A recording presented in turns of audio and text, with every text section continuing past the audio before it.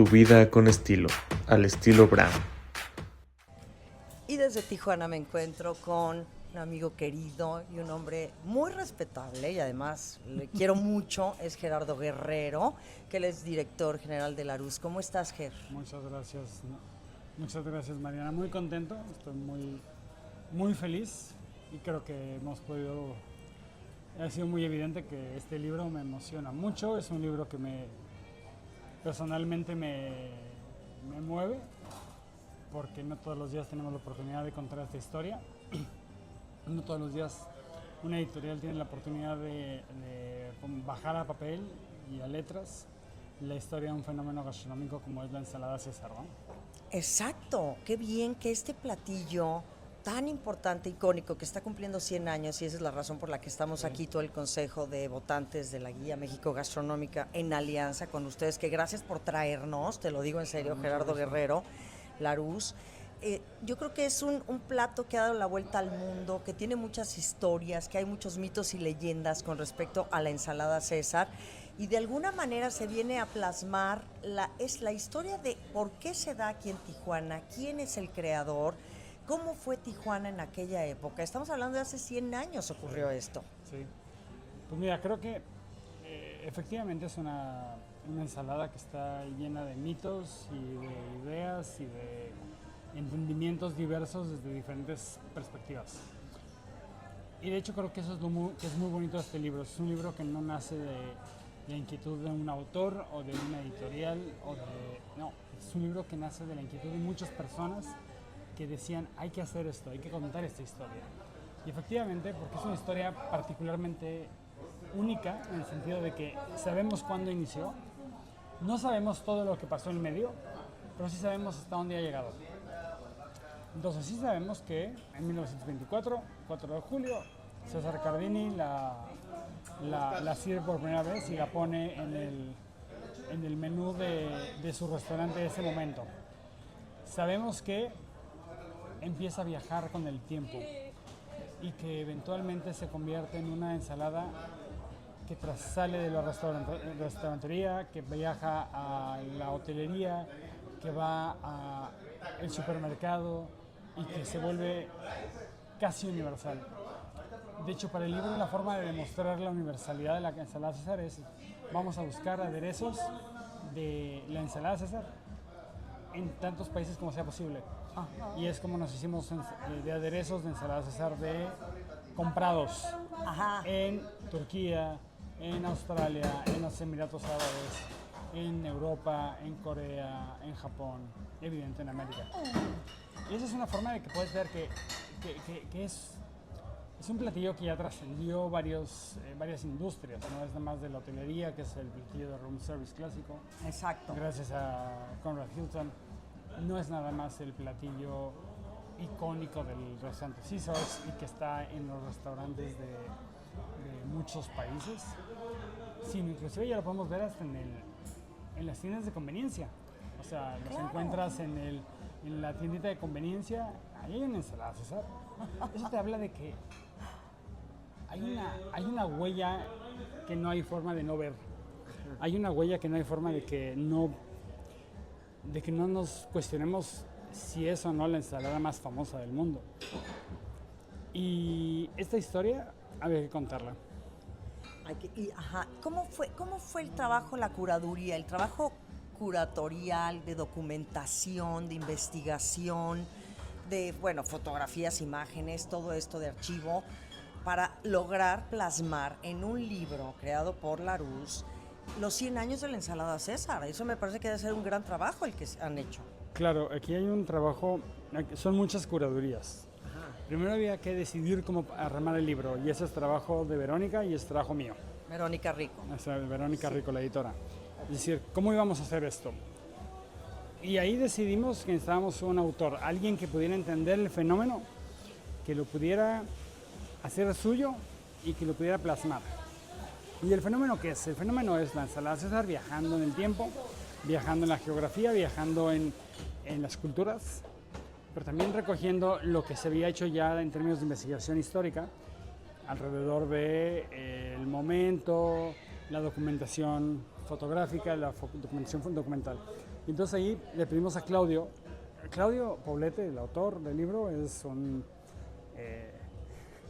personaje que nació, yo digo que en una ensaladera. O sea, Claudio debió haber nacido en una ensaladera porque su papá tenía restaurantes, su papá estuvo en la industria en la industria alimentaria, estuvo en hoteles, o sea, Claudio nació en ese contexto. Y Claudio conoce también a la familia Plasencia, y Claudio conoce la historia, y Claudio es periodista, y Claudio tiene muchas características que hacen muy posible que él pueda entender el fenómeno sin dejar de ser objetivo, porque él no tiene ningún compromiso con ninguna posición alrededor de la ensalada César.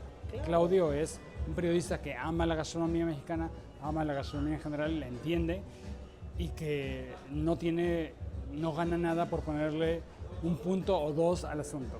De acuerdo. Y entonces él puede verlo con objetividad, pero con cariño. Esa fue la primera curaduría. Y luego la segunda es, bueno, ¿de dónde nos hacemos de todo esto y para armar la historia? ¿Y cómo hacemos este libro relevante? Y entonces aquí vienen dos cositas. Es ¿qué le interesa a la gente? O sea, ¿por qué alguien compraría ese libro? ¿Qué tiene que saber esta persona que vaya a comprar el libro que no sabía antes? Exacto. Y entonces aquí es, la historia te puede parecer interesante o no. Hay mucha gente a la que le da lo mismo. A muchas personas le puede parecer interesante saber por qué se hizo tan famosa. O sea, ¿qué tiene que la hace tan apetecible al paladar universal, que es lo que dice Claudio? Muchos otros podemos querer ver cómo se sirve hoy en el mundo y entonces cómo se han apropiado de ella muchos chefs y cómo la están haciendo vivir. Porque lo bonito de esta ensalada es que no es una ensalada muerta, es una ensalada que tiene 100 años y está más viva que nunca. Exacto. Y entonces justamente el libro lo que está tratando de hacer es contarte el pasado, el presente y cómo vemos esto hacia el futuro. O sea, no queremos decir que estamos prediciendo el futuro, estamos enseñándote cómo las diferentes visiones de estos 30 chefs que mandaron su receta, que sirven en sus restaurantes, es otra evidencia de la vida, de lo vivo que está el asunto. Entonces, por un lado tienes los aderezos, por otro lado tienes la evidencia de todo el mundo en un hotel que está en el room service, y por otro lado tienes que grandes chefs lo tienen en sus restaurantes. Y podemos trazar esto, que es un abanico enorme que trasciende industrias, a un momento específico, 1924, 4 de julio. Y entonces, a partir de entender qué pasó el 4 de julio de 1924 y a partir de entender lo que vemos hoy, el medio, pues no podemos pretender pensar que hay una sola línea, hay muchas. Y ahí caben muchas discusiones, que si es una ensalada mexicana, ¿por qué? ¿Qué lo hace una ensalada mexicana? ¿Que nació en México? Pues podríamos pensar que sí, pero también podríamos pensar que no, porque el creador era italiano. Ajá. Y los ingredientes podrían sonar como muy italianos. Pero al final del día, el contexto es lo que el contexto de la ciudad de Tijuana en ese momento es lo que lo hace mexicano. No es porque los ingredientes o la técnica sea mexicana, no. Es porque el contexto en el que pasa no pasó en Estados Unidos, porque la prohibición justamente expulsó a los italianos a México, porque los italianos de 1924 no se imaginaban vivir sin alcohol.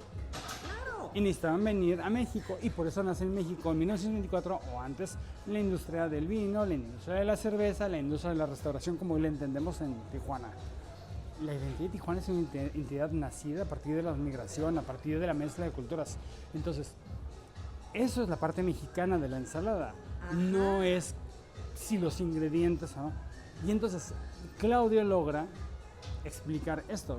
Claudio entiende que eso es lo que le hace mexicana. No es que tenga un ingrediente tradicionalmente mexicano. Chile o no, porque el norte de México también es México, y el norte de México es migración, es choque cultural, es el día a día con Estados Unidos, es el día a día con la frontera, y eso es lo que hace el caldo de cultivo tan particular para que en 1924 nazca la ensalada César.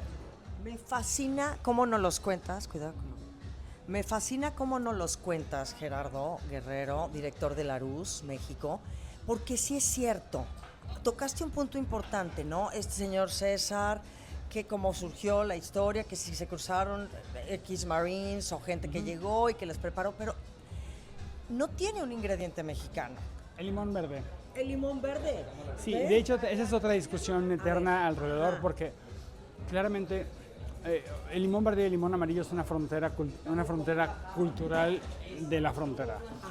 El limón amarillo es muy común en Estados Unidos, en la cultura que viene del norte. El limón verde es muy mexicano.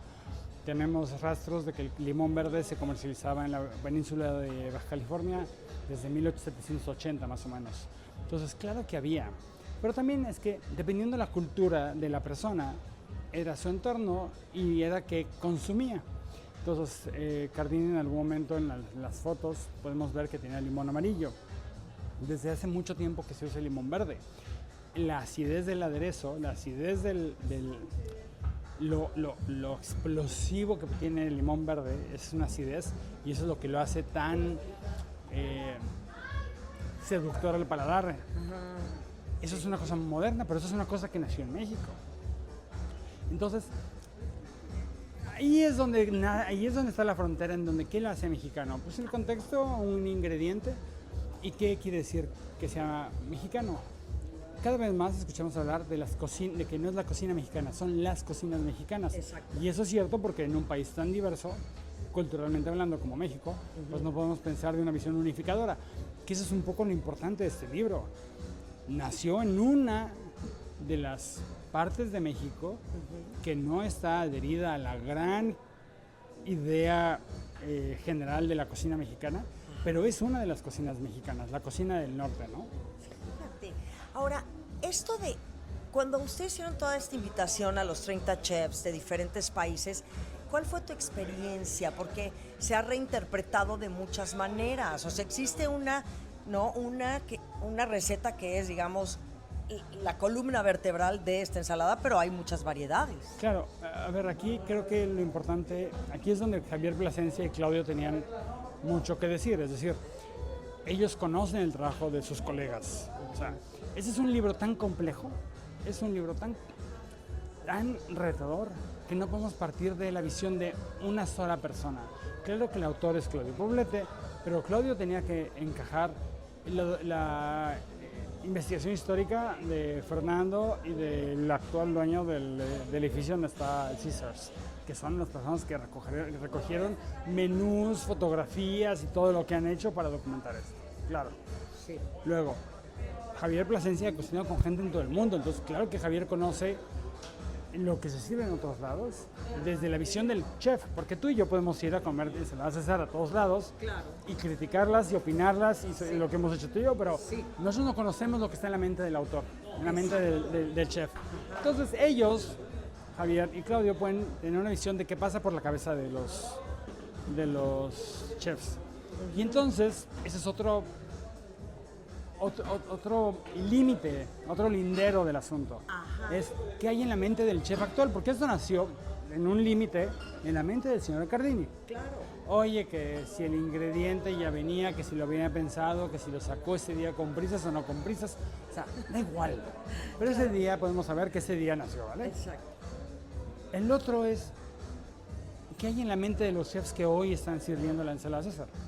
Ah, pues mira, a ver, no anchoas, erizo, no anchoas, camarón, ¿no? O sea, bueno, por ejemplo, inclusive las anchoas no son la versión original porque las anchoas venían integradas de alguna manera en la salsa inglesa, que después el hermano de Cardini quita la salsa inglesa, le pone las anchoas y pone, o sea, claro, está vivo, estuvo vivo durante 100 años, no es una piedra que nació un día y que se mantuvo sin cambios 100 años, ¿no? De acuerdo. La comida viaja en el tiempo como viajan las personas, van cambiando, sufren altibajos, en algún momento estuvo de moda, luego no estuvo tan de moda, o sea, a lo mejor en algún momento ya no estuvo tan de moda en los restaurantes y vivió de lo que se hacía en los hoteles y vivió de lo que se hacía con los aderezos. Y ahora estamos rescatándolo de nuevo a los restaurantes. Pues muy bonito, qué bueno. Por eso esta historia es tan fascinante, Sí. porque es la historia del hombre en una ensalada. Es una historia que nace de la migración de un señor que está huyendo de un contexto en Italia, que va de Italia a Londres, a Montreal, a Nueva York, a San Francisco, le cae la pinche prohibición por la palabra, la prohibición cambió muchas cosas en Estados Unidos. La prohibición benefició a México en muchas cosas. También hablamos de que en ese momento había una emergencia sanitaria.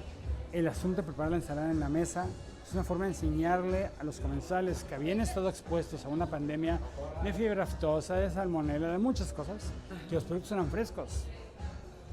Y hoy que estamos saliendo recientemente de una pandemia, podemos relacionarnos con eso.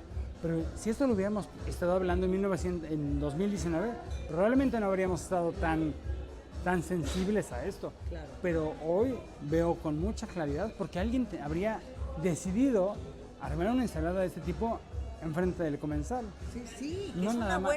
es un gran razonamiento. ¿Por qué prepararte la ensalada, César, frente al comensal? Y con cosas tan técnicas como que el huevo pochado. ¿Por qué el huevo estaba pochado? Pues para subir la temperatura y matar la posibilidad de que tuviera salmonela. Sí, sí. Hoy nos parece como bobo, insulso, pero en su momento probablemente fue una gran necesidad. Sí. Entonces, lo complicado es, a veces desde nuestro mundo actual, desde la prisa del 2024, tratar de imaginar cómo era la vida en 1924 y cuál era la necesidad de 1924. ¿Qué sucedía Claro. en 2024? Y entonces, eso te permite ver el pasado, pero también en algún momento se levanta la prohibición. Cardini dice, me tengo que regresar a Estados Unidos, regresar a California, patenta su aderezo, empieza a comercializar y ahí empieza el camino de la ensalada por los aderezos. Claro. Y luego el señor Hilton decide, vamos a meterlo a la cadena de hoteles, pues ahí empieza la vida por el lado de la hotelería. Y hoy por hoy sigue existiendo el aderezo de César de Cardini. Sigue Sí, perdurando. Sí, en la foto del libro hay un aderezo que se llama Cardinis. No me atrevería a decir si es de la familia, no tengo ni idea. Claro. O sea, porque ya no importa eso. De acuerdo. O sea, lo que importa es cómo este fenómeno se expandió y hoy es... El statement del libro es la ensalada más famosa del mundo. Por supuesto, y es A la mí no me ensalada. interesa, o sea, fíjate, esa es una discusión que tuvimos con los historiadores. Yo no quiero hablar de cómo la familia Cardini ha viajado esto en el tiempo. No, a mí me da igual ya ese asunto. Porque el consumidor final del libro, el que vale el libro, lo que interesa es, ¿en serio cómo sabemos que sí es la más famosa? Ah, pues porque está en los restaurantes, está en los hoteles, está en los supermercados y está en las tiendas de conveniencia. Dime otro ejemplo. Es que no hay otro. No hemos acabado de pensarle, pero probablemente nos vamos a dar cuenta que a lo mejor hay un otro ejemplo que no tenemos ahorita claro, porque es tan obvio que no lo podemos ver, pero muy me atrevo a pensar que no hay otro ejemplo hoy de un producto que haya viajado en el tiempo de esa manera. Pues la verdad que qué bonito hablar contigo, Gerardo Guerrero, sobre todo poner estos puntos que a veces, como dices, ya ni siquiera nos detenemos a pensar, a cuestionarnos por qué una ensalada te la ponen enfrente, por qué si los productos, porque los mitos, las leyendas. Y qué mejor que hacerlo y plasmarlo a través de un libro. Claro. Que yo soy una aficionada a los libros y bueno, como tú comprenderás, ¿verdad? Director de Larousse. Entonces, me parece que es un gran regalo para la humanidad, no nada más para los mexicanos, hay que decirlo. No, a ver. Yo platiqué con Javier Plasencia y esto ha trascendido hasta Brasil, a Nueva York, a muchos lugares. Se lo dije al secretario de Turismo de aquí, este libro tiene que ser un embajador de Tijuana, pero no para cambiar la imagen de Tijuana, claro que es importante. Es Que sí beneficia la imagen de Tijuana. Claro, pero lo que sí es, eso es un embajador de Tijuana porque es lo que es esta ciudad, es una ciudad de migrantes, es una ciudad multicultural, es una ciudad donde se habla inglés y español. El libro lo hicimos bilingüe, porque Tijuana es bilingüe, el contexto de la ensalada es bilingüe. No podía ser un libro en español ni un libro en inglés, porque la ensalada nació en la binacionalidad, en la biculturalidad, en el choque de culturas de 1924, y eso es lo que queremos poner en el libro. Sí. ¿Me explico? Qué bien, claro. Y al consumidor actual, honestamente, probablemente le va a dar igual qué pasó en medio. Si el hermano hizo o no hizo, si la hija hizo o no, si vino Julia Child. Pero lo que sí es una historia tan bonita porque puedes ver en 248 páginas el pasar de esta historia en diferentes capas, en diferentes momentos del tiempo. Qué belleza, felicidades. Sí, estoy muy contento con Qué proyectazo.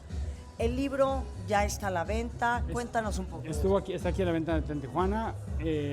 Sale a librerías en todo el país el 15 de julio, porque la verdad es que queríamos darle el espacio para que viviera sus primeros días aquí en Tijuana, para que naciera en Tijuana. Sí. Y está disponible, ahorita está en preventa en El Librero, diagonal Caesars. Ok. Y a partir del 17 de julio en todas las librerías del país. Por último, ¿va a existir la versión digital de este libro? Sí, ya está en ebook. Ya está. Pero la verdad es una cosa que es un libro que hay que tener. No. Trabajamos muchísimo la impresión para que fuera un papel que te permitiera leer y que hiciera brillar las fotografías.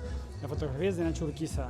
La reconstrucción de todas las recetas es de Javier Plasencia y un colectivo de restauranteros, un colectivo de chefs que trabajan en la zona, que son biculturales y binacionales y que entienden esto de una manera muy pasional, ¿eh? Ajá. Entonces, ese es un trabajo de muchísimas personas, de muchísimos lados del espectro y con mucho amor. Ese es un libro que tiene mucho amor y como en todas las familias, el amor normalmente a veces nos hace pelearnos, Sí. pero eso está reflejado en el libro. Bien. Sí. Gerardo Guerrero, felicidades, querido director de Larus. Muchas gracias. Sus redes sociales. Gracias, ti, Mariana. Pueden encontrar en el Instagram de Ashet, en el Instagram de Larus Cocina MX. A mí personalmente tienen que aprender socodeo con melón, eso búsquenlo y ya sabrán lo que es un socodeo. Gracias, Mariana. Gracias.